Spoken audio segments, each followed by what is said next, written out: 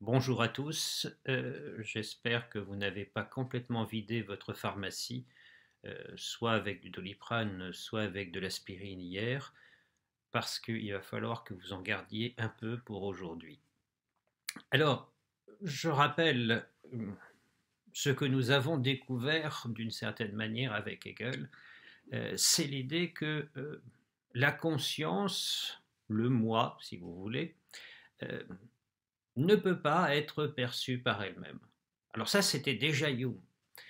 On se souvient que lorsque Hume regarde en lui-même en se disant « mais c'est quoi ce moi dont je dis qu'il est moi-même et que je suis ce moi que je pense être », finalement tout disparaît. Nous sommes dans une espèce d'évanescence permanente, complète, etc., etc.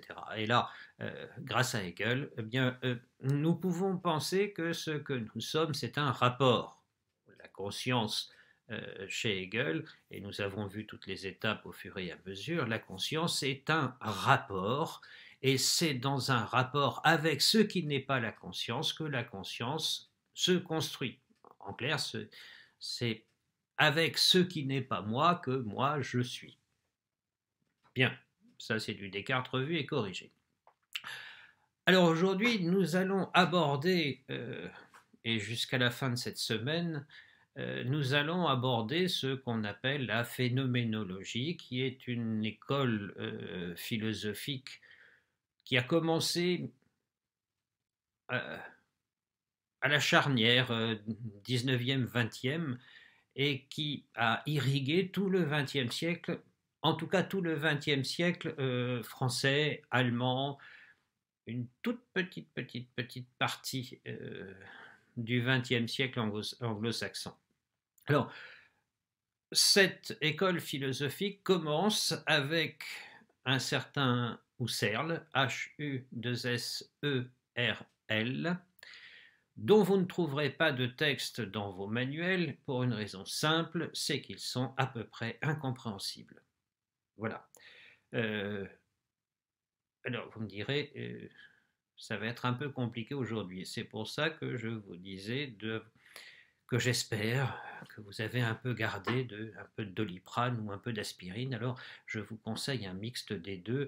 Vous mettez tout ce qui vous reste dans une fiole, vous secouez fortement et vous avalez tout ça après avoir écouté cette vidéo.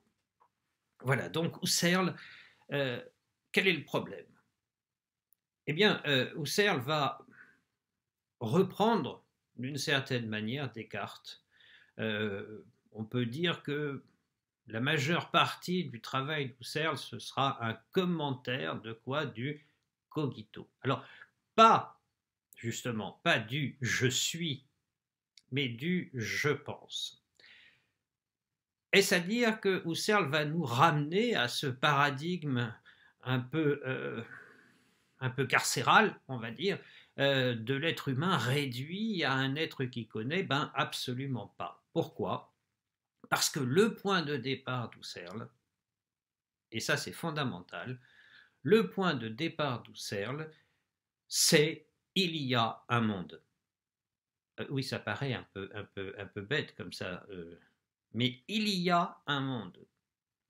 Je ne me pose pas la question de savoir si oui ou non les choses existent, si je pourrais douter de ceci ou de cela. Il y a un monde et je vis dans ce monde. Alors ça c'est fondamental. Plusieurs fois je vous ai dit attention, vous n'êtes pas des anges, vous n'êtes pas des cerveaux sur pattes, etc. etc. C'était un peu l'idée d'Husserl, à savoir je vis dans un monde. Et que se passe-t-il dans ce monde? Eh bien dans ce monde, je cogite, cogito, je pense. Mais je ne fais pas que penser. Et pourquoi je ne fais pas que penser? Eh bien, ça, c'est la découverte d'Husserl et qui va avoir beaucoup de ramifications au XXe siècle.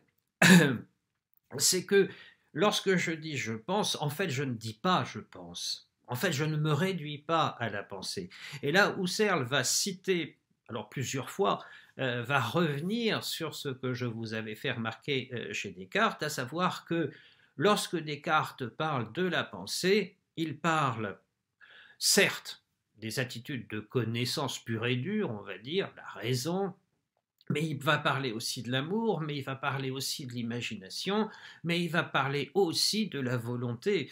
Il n'y a pas, il n'y a pas de dissociation. Descartes prend tout en bloc. La pensée, c'est vouloir, la pensée, c'est aimer, la pensée, c'est haïr, etc., etc. Et ce que va commenter Husserl, c'est que ce cogito est un rapport, est toujours un rapport avec. Alors, ça ne veut pas dire euh, que ce rapport avec va devoir nous établir dans une espèce de matérialisme un peu imbécile, seul ce que je vois, ce que je touche, etc., a de réalité. Ça, certainement pas. Notre vie n'est pas constituée comme ça, dit Husserl.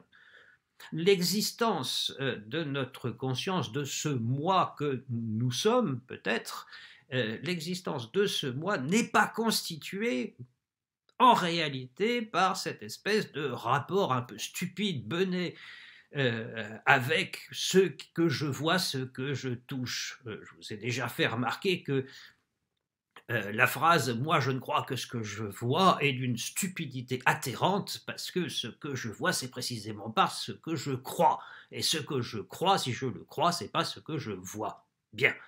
Donc à partir de là, s'il y a un monde, dit Husserl, eh bien si ma conscience c'est une espèce de d'ensemble de rapports avec ce monde, eh bien ce sont ces rapports qu'il va falloir que j'éclaircisse. Ça veut dire quoi? Alors je reprends, mais je n'ai pas retrouvé, parce que je n'ai pas eu le temps de trop chercher d'ailleurs, je n'ai pas retrouvé l'exemple, enfin le texte où il y a la tasse de café, dont je vous ai déjà parlé. Que se passe-t-il? Eh bien, nous vivons dans un monde et Husserl décrit notre monde comme une espèce, à la manière d'un photographe, on va dire. C'est-à-dire que il y a un premier plan, puis un second, puis un troisième, etc., etc., jusqu'à l'infini. Ce monde dans lequel nous existons est un monde où il y a des choses qui se donnent à nous, et qui s'y donne de manière plus ou moins claire, dit Husserl, et il reprend l'idée de l'idée claire et distincte chez Descartes, mais j'allais dire avec un œil de photographe. L'idée claire et distincte, c'est quoi? Eh bien, c'est simplement la manière dont quelque chose non matériel possible, dont quelque chose se présente à la conscience. Pourquoi? Eh bien, tout simplement parce que la conscience, ça n'est pas la conscience, c'est toujours, et ça c'est typique d'Husserl, la conscience est toujours conscience de. Je ne peux pas saisir la conscience en elle-même. Ce que je peux saisir, c'est ce rapport, et donc le fait que lorsqu'un objet se donne à moi, et la notion de donation est très importante, lorsque le monde vient à moi, lorsqu'un objet vient à moi, c'est-à-dire lorsque s'établit ce rapport, eh bien, j'ai conscience d'eux.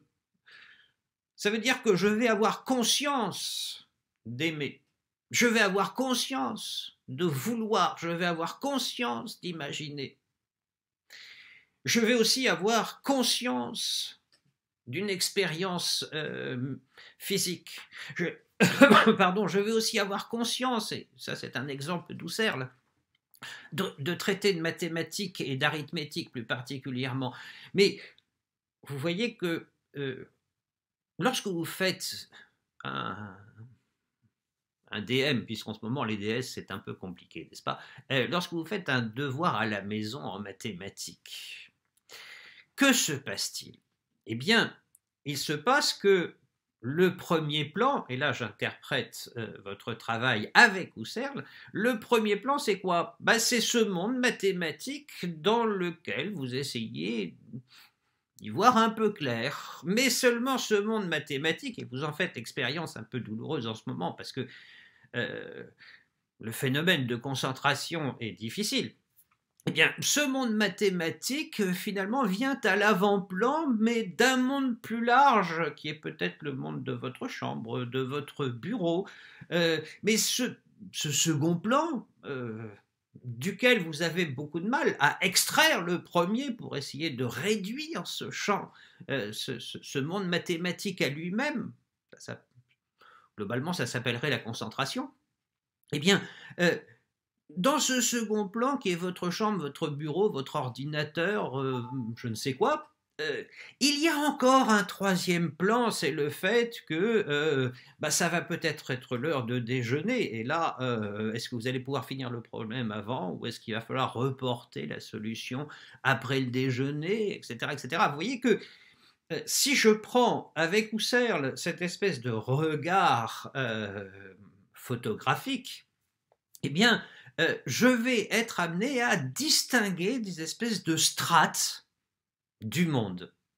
Mais encore une fois, non pas de strates de moi-même me regardant le nombril et essayant de comprendre ce que je suis en me regardant dans une glace, ça fonctionne plus du tout depuis Hegel, on le sait. Ce qui va fonctionner, c'est d'arriver à comprendre que la conscience étant toujours conscience de, et conscience de quoi? Du monde, eh bien ce monde va être lui-même un monde stratifié, on va dire, un monde dans lequel je vais pénétrer par le phénomène de ce que Husserl va appeler les vécus de conscience. La conscience n'est jamais conscience, point à la ligne, elle est toujours conscience de, et elle se présente comme des vécus, j'utilise l'expression d'Husserl, comme des vécus de conscience.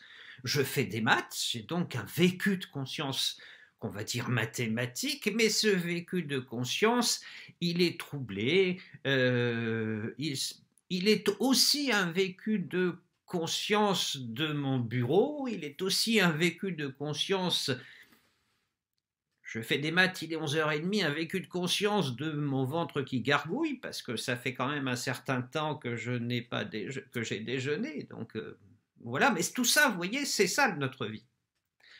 C'est exactement ça l'existence humaine.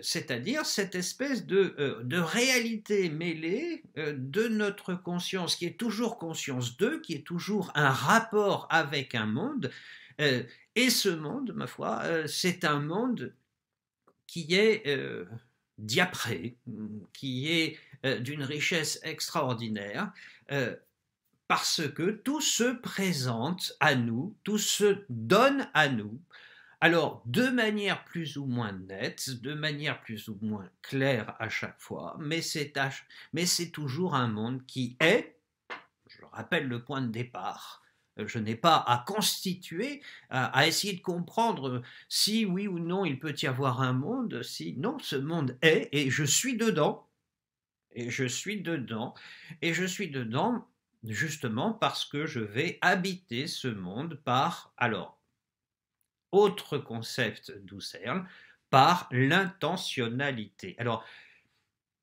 attention à ce mot, parce que ce mot a des répercussions psychologiques qu'il faut absolument que nous enlevions si nous voulons comprendre ce que dit Husserl. L'intentionnalité, ça relève... c'est une propriété des vécus de conscience, l'intentionnalité. C'est pas quelque chose, c'est pas l'intention d'eux. C'est trop réducteur, ça. Lorsque Husserl, bon là j'ai le texte sous les yeux, donc ça va nous aider un peu. Lorsque Husserl parle d'intentionnalité, alors c'est pas le premier, hein, il y a Brentano un peu avant, mais ça nous intéresse pas trop. Lorsque Husserl parle d'intentionnalité, il va parler de cette de ce vécu de conscience comme perception, c'est le vécu de conscience, c'est ce que nous percevons lorsque ce que vous percevez de votre problème de maths, mais ce que vous percevez de votre problème de maths qui vient en avant-plan par rapport à ce que vous percevez en même temps de votre bureau, de votre stylo, de la page sur laquelle vous êtes peut-être en train d'essayer de gribouiller des formules plus ou moins abscondes auxquelles vous comprenez plus ou moins rien. Et ce stylo, ce crayon, cette feuille de papier, ce qui se détache elle-même sur l'arrière-fond de votre chambre, de votre bureau, sur l'arrière-fond lui-même de cette vie intime de votre corps, ça gargouille, parce que 11h30, ça serait bien qu'on passe à table, parce que je commence à avoir un peu faim. Tout ça, ce sont des flux perceptifs. Et ces flux perceptifs, c'est ce que Husserl va appeler l'intentionnalité. La perception, c'est toujours la perception dit Husserl, par exemple d'une chose. Un jugement, c'est jamais un jugement, c'est le jugement de quelque chose. Une évaluation, c'est pas une évaluation. Tout ça, c'est de l'intentionnalité. Une évaluation, je suis en train de commenter le texte là. Une évaluation, c'est l'évaluation de quelque chose. Un souhait, ça porte sur un état de souhait. Agir, ça porte sur l'action. Faire, sur le fait de faire. Aimer, sur l'être aimé. La réjouissance sur ce qui est réjouissant, etc., etc. Et vous voyez que nous sommes toujours dans ce rapport avec le monde. Nous sommes toujours dans ce rapport avec le monde. Et l'intentionnalité, Husserl va la définir comme une espèce de direction vers. Je me dirige vers. Alors, on va coupler ça avec une autre idée qu'Husserl utilise un peu précédemment dans l'idée directrice pour une phénologie, c'est l'idée de vigilance.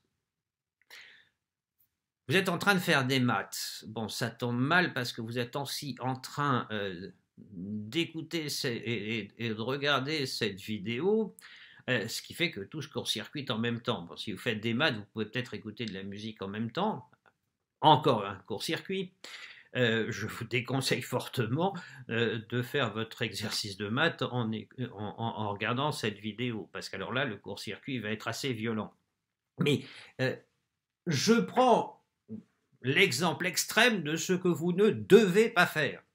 Votre exercice de maths et en même temps vous dire tiens, je vais en profiter pour écouter le cours de philo. Ça, c'est ce que vous ne devez pas faire. Pourquoi ? Eh bien, parce que l'intentionnalité, qui est cette projection vers, cette espèce de déport de soi-même vers quelque chose, à savoir vers votre exercice de maths, eh bien, si nous couplons la notion d'intentionnalité avec une autre notion d'Husserl, c'est-à-dire la vigilance, eh bien,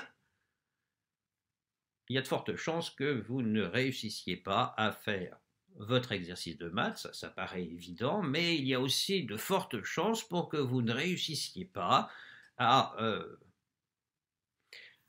goûter comme il se doit cette vidéo extraordinaire sur la conscience. Pourquoi ? Bien parce que vous n'êtes pas vigilant, et que la vigilance, autre mot de l'intentionnalité, va consister à essayer de réduire, encore un concept phénoménologique, à essayer de réduire le monde, mais le monde tel qu'il est, votre chambre, votre ventre qui gargouille, le ciel bleu qui vous dit zut alors, je ferais mieux d'aller me promener ou de faire autre chose, je sais pas, du jogging, du bateau, enfin du bateau, non, il n'y a pas de vent aujourd'hui, etc., etc. Enfin, tous ces désirs, mais qui habitent l'intentionnalité, qui sont des intentionnalités, eh bien, il va falloir réduire tout ça.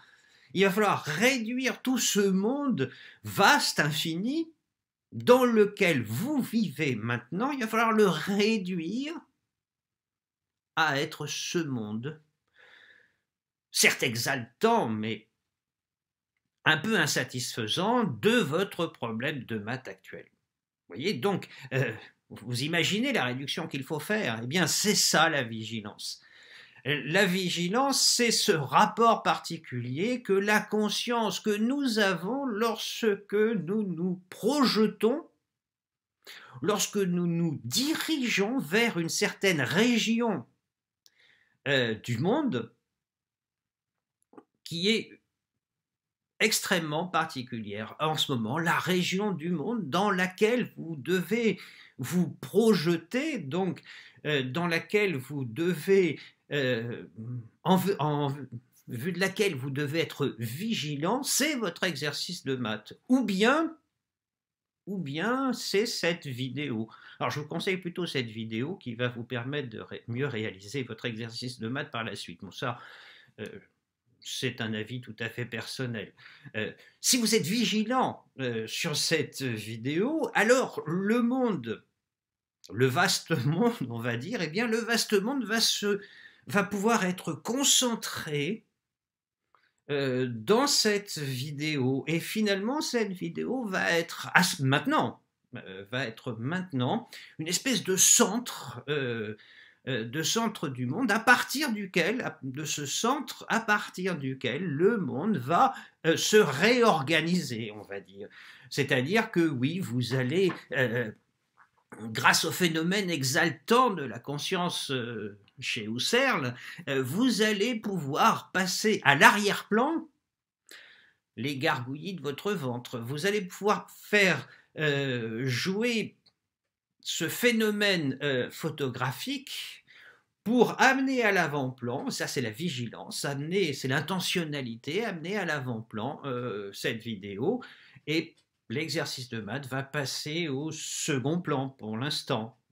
Et puis après, il va revenir au premier plan. Et vous voyez que ce que Husserl va appeler l'intentionnalité, c'est quoi? Alors, ça, c'est ce que nous allons essayer de comprendre jusqu'à la fin de la semaine, c'est le fait que nous constituons le monde. Alors, c'est assez paradoxal parce que à la fois, il y a un monde, et ça, pour Husserl, c'est le point de départ et on ne sortira pas de là, il y a un monde et nous habitons, ça y est, j'ai craché le mot, et nous habitons ce monde. Mais nous l'habitons de manière extrêmement curieuse, puisque par notre vigilance, eh bien, à la fois nous habitons ce monde et à la fois nous constituons ce monde, parce que ces espèces de strates de l'intentionnalité, cette espèce de strates qui sont constituées par nos, il faudra employer le pluriel, par nos projections, par nos directions vers ce monde, eh bien, notre vigilance va faire en sorte que ces diverses composantes du monde vont être, alors j'aimerais dire hiérarchisées, mais ce n'est pas le bon terme, vont être mises plus ou moins en avant. Et souvenez-vous de cette espèce de métaphore photographique, n'est-ce pas? L'intentionnalité, la constitution du monde, de ce monde vécu, réellement vécu, maintenant, la constitution de ces vécus, de ce flux de conscience, ça va être ce monde où la vigilance va permettre que vienne en avant-plan telle ou telle réalité. Il se peut qu'en ce moment, vous ayez un désir extraordinaire d'aller vous promener. Et oui, avec le temps qu'il fait, c'est plutôt normal. Eh bien, vous voyez bien que l'intentionnalité va faire que ce flux de conscience du désir va passer devant, quoi que vous vouliez, que vous vouliez ou non, va passer devant le fait que, oui, il y a une vidéo assez barbante qui nous parle d'Husserl et qu'il faut bien que j'écoute, que je visionne, parce que, ma foi, je suis élève de terminale, et puis en terminale, il y a de la philo, et blablabla, et blablabla. Il n'empêche que j'aimerais bien aller me promener, et que j'ai quand même bien d'autres chats à fouetter que de m'occuper d'Husserl en ce moment. Oui, eh bien voilà, c'est ça l'intentionnalité. C'est ça la vigilance. La vigilance, c'est ce phénomène bizarre qui fait que le monde qui est, eh bien, est en même temps constitué par l'intentionnalité. Il est constitué vers cette projection de nous-mêmes dans le monde, qui, projection qui fait que ces strates, alors j'appelle ça des strates, mais ces plans, si je garde la métaphore photographique, ces plans vont se succéder les uns aux autres et passer en avant-plan, en arrière-plan, en arrière, arrière, arrière-plan, euh, peut-être même jusqu'à un horizon incertain et indéterminé, c'est loin là-bas. Ça existe, bien sûr, ça fait partie du flux de conscience actuel, comme la musique que j'écoute quand je fais des maths. Ça, ça occupe une partie de mon cerveau, ça permet peut-être que je me concentre mieux sur cet avant-plan du problème euh, que le prof de mathématiques a eu le mauvais goût de me soumettre aujourd'hui, etc., etc. Donc vous voyez, c'est ça la constitution du monde. Mais vous voyez que là, enfin, nous allons entrer dans l'existence, nous sommes entrés avec Husserl dans une description à peu près adéquate de ce qui fait notre existence, l'existence de ce que nous appelons la conscience, c'est-à-dire une existence qui est toujours un rapport et non pas une espèce d'îlot étanche à toute forme de sollicitation extérieure. Voilà, donc à partir de maintenant que nous sommes entrés dans la vie, eh bien, nous allons explorer cette existence à partir de demain avec un élève, et même, j'allais dire, le élève de Husserl, à savoir Heidegger. Voilà. Euh, peut-être, enfin, peut-être qu'il faut quand même prévoir un petit peu de Doliprane ou d'aspirine.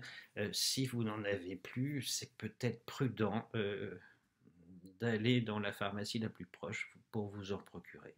Voilà. Alors à demain.